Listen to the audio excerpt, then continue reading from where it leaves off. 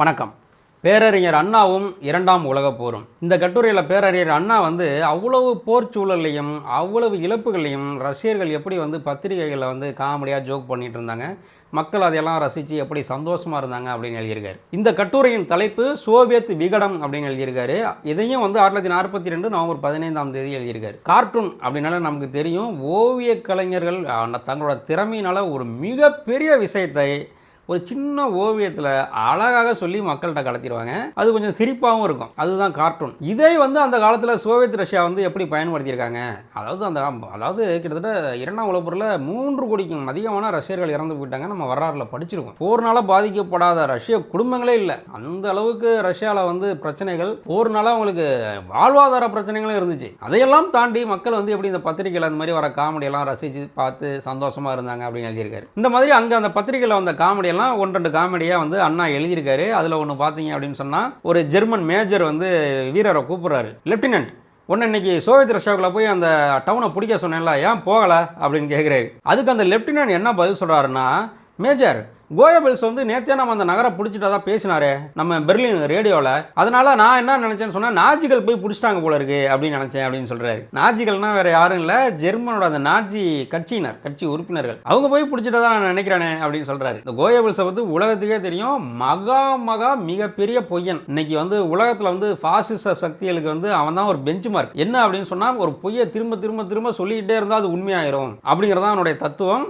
இன்றைக்கு உலகத்தில் இருக்கும் பாசிச கட்சிகள் எல்லாம் அதை ஃபாலோ பண்றாங்க. இந்த நவீன காலத்திலும் அப்படி பரப்பப்படும் பொய்களை மக்கள் நம்புறாங்க. இங்கே தமிழ்நாட்டிலே பார்த்தீங்கன்னா, பெரியாரை பற்றி இல்லாத பொல்லாதெல்லாம் பேசுவாங்க, பார்த்துருப்பீங்க. பெரியார் பெண்களுக்கும் சுதந்திரம் தேவை, அவங்க நல்லா படிக்கணும், கல்யாணம் ஆனதுக்கப்புறம் கணவன் இறந்து போனால் விதவைன்னு சொல்லி மொட்டை அடித்து ஓரத்துலலாம் வைக்கக்கூடாது, அவங்க மறுமணம் பண்ணிக்கணும் அப்படின்லாம் சொல்லியிருக்காரு.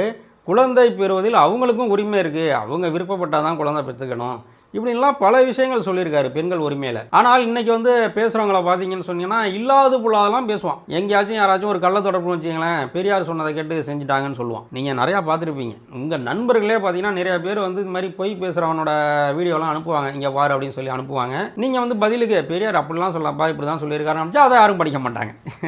ஆனால் பெரியாரை பற்றி பொய் சொல்கிறத வேகமாக பரப்புவாங்க. இந்த மாதிரி கோயபல்ஸோட பிரச்சாரமே அதான், பொய்யை திரும்ப சொல்லிட்டு இருப்பான். அதாவது மாஸ்கோ அடுத்த வாரம் வீழ்ந்துரும் அப்படின்னு சொல்லுவான் ரேடியோவில். இதே ரஷ்யக்காரர்கள் பயங்கரமாக கிண்டல் பண்ணி கார்ட்டூன் போட்டிருக்காங்க. இந்த மாதிரி கோயபல்ஸோட பொய்யை நிறைய கார்ட்டூன் போட்டிருக்காங்க அவங்க. அப்புறம் இன்னொரு காமெடி என்னன்னு சொன்னால், ஜெர்மன் மேஜர் கூப்பிட்றாப்ல லெப்டினன்ட், உங்களுக்கு ஒரு விஷயம் தெரியுமா? சொல்லுங்கள் மேஜர், என்ன விஷயம்? ரஷ்ய வீரர்களுக்கு நைட்டில் கண்ணே தெரியாது. எப்படி சொல்கிறீங்க? ஆமாம், நைட்டில் பார்த்தா ஒரு 2 ரஷ்ய வீரர் வர்றான், நம்ம படைப்பிரிவுக்குள்ளே போகிறான். காலையில் பார்த்தா நம்ம ஆள் 4 பேரை கூட்டிகிட்டு போகிறான். ஏன்னா வழி தெரியாதுல்ல, வழியை நம்ம ஆளுங்க தானே காமிக்கணும் அப்படின்னு சொல்லி ஒரு காமெடி. அப்புறம் பார்த்தீங்கன்னா, ஒரு ஜெர்மன் ஜெனரல் கர்னல்கிட்ட கேட்குறாரு, ருமேனியா படையை ரஷ்யர்களை தாக்க போக சொன்னேன், ருமானியா படைகள் போயிருச்சா அப்படின்னு கேட்குறாரு. உடனே அந்த கர்னல் சொல்கிறாரு, ருமேனியா படைகள் கிளம்பிருச்சுன்னு சொல்கிறாரு. ருமேனியா படைகள் எப்படி முணுமுணுத்துக்கிட்டே போணுச்சா அப்படின்னு ஜெனரல் கேட்குறாரு. அதுக்கு கர்னல் சொல்கிறாரு, இல்லை ருமேனியா படைகள் ரொம்ப சந்தோஷமாக போணுச்சு அப்படிங்கிறாரு. டே முதல்ல அவங்கள கூப்பிட்றா, அவங்க நேராக ரஷ்யர்கள்ட்ட போய் சரணடையில் தான் போகிறாங்க, இல்லாட்டி இப்படி சந்தோஷமாக போவாங்களா அப்படின்னு சொல்லி ஒரு காமெடி. அப்புறம் போர்னா நமக்கே தெரியும், பதுங்கு குழிகள்லாம் வெட்டி வச்சுருப்பாங்க இல்லையா. பதுங்கு குழிகளை வெட்டி வச்சுக்கிட்டு தான் அங்கே மேலேருந்து துப்பாக்கியை நீட்டி சுடுவாங்க, பீரங்கிகளுக்கெல்லாம் கவர் கொடுப்பாங்க. அந்த மாதிரி ஒரு பதுங்கு குழியில் ஒரு ஜெர்மன் வீரன் இன்னொரு வீரனை பார்த்து சொல்கிறான், ஏய் என்கிட்ட ஒரு ரஷ்ய வீரன் மாட்டிக்கிட்டான்டா, என்னடா பண்ணுறது அப்படின்னு கேட்குறான். அதுக்கு அங்கிட்டு இருந்து அவன் சொல்கிறான், அவனை இங்கே இழுத்துட்டு வாயாண்டா அப்படிங்கிறான். அவன் நானாடா வரமாட்டேங்கிறேன், அவன் என்ன விட மாட்டேங்கிறான்டா அப்படின்னு ஒரு காமெடி. இந்த மாதிரி அவ்வளவு இக்கட்டான சூழ்நிலையிலும் சோவியத் பத்திரிகைகள் நகைச்சுவையாக நிறைய கார்ட்டூன்களை வெளியிட்டு இருக்கின்றன. அதை அண்ணா அவர்கள்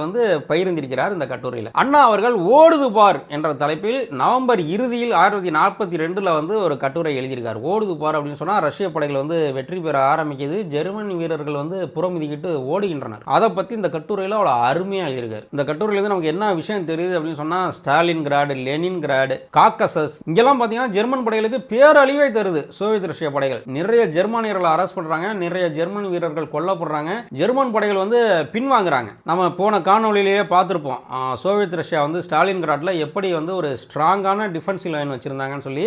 எவ்வளவு காலம் முயற்சி பண்ணாலும் அந்த டிஃபென்சிவ் லைனை ஜெர்மானியர்களால் உடைக்க முடியல. இப்போ டிஃபென்சிவ் லைன் அஃபென்ஸ் ஆயிருது. ரஷ்யர்கள் உள்ளார புகுற ஆரம்பிச்சிட்டாங்க. நல்ல பலமான டிஃபென்சிவ் லைனை அமைச்சிக்கிட்டு இப்போ ஜெர்மானிய வீரர்களை தாக்குறதுக்காக உள்ளார பூந்துட்டு ஜெர்மானியர்கள்லாம் தலை தெறிக்க ஓடுறாங்க, பின்னங்கால் பெடரில் அடிக்க ஓடுறாங்க.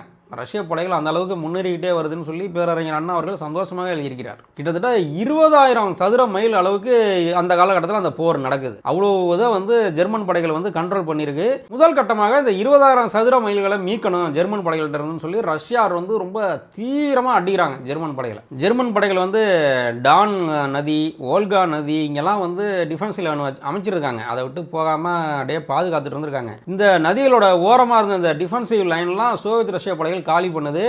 டான் நதி, ஓல்கா நதியெல்லாம் விட்டு ஜெர்மானியர் படைகள் தலை தெரிச்சு ஓடுறாங்க. இதுக்கு முன்னாடி நாம் சொன்ன மாதிரி ஏற்கனவே கோயபல்ஸ் என்ன சொல்லியிருக்கான் அப்படின்னு சொன்னால், இன்னும் 3 வாரத்தில் மாஸ்கோவை பிடிச்சிருவோம், மாஸ்கோவில் நம்ம சொஸ்தி கொடி பறக்கும் அப்படின்னு அங்கே உள்ள ரேடியோலாம் பயங்கரமாக பேசியிருக்காப்புல. ஆனால் நடக்கிறது ஆப்போசிட்டாக இருக்குது. ரஷ்யர்களோட அடி தாங்காமல் ஜெர்மன் படைகள் தான் ஓடுது. அதைத்தான் பேரறிஞர் அண்ணா அவர்கள் வந்து ஓடுது பார் அப்படிங்கிற அந்த கட்டுரையில் எழுதியிருக்கிறார். நேச நாட்டு படை ஜெனரல் ஸ்மட்ஸ் என்ன சொல்கிறாரு அப்படின்னு சொன்னால், இனிமேல் கவலைப்படாதீங்க, இரவு பகலாயிருச்சு அப்படின்னு சொல்கிறாரு.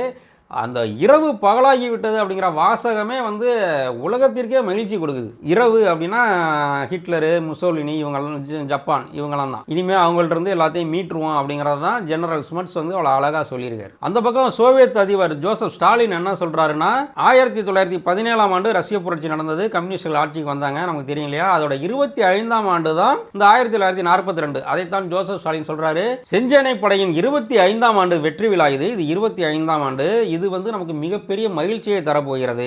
நாம அனுபவித்த துன்பமெல்லாம் மாறி நமக்கு சந்தோஷம் கிடைக்க போகுது அப்படின்னு சொல்லி மக்கள்கிட்ட உரையாற்றுறார். அதாவது ஜெர்மானியர்களை அடிச்சு தும்சம் பண்ணிட்டு இருக்கோம், சீக்கிரமே நமக்கு வெற்றி கிடைக்க போகுது அப்படிங்கிறதான் ஜோசப் ஸ்டாலின் அப்படி சொல்லியிருக்காரு. இதெல்லாம் வந்து 1942 நவம்பர் 29ஆம் தேதி பேரறிஞர் அண்ணா அவருடைய கட்டுரையில் எழுதியிருக்கார். நன்றி, வணக்கம்.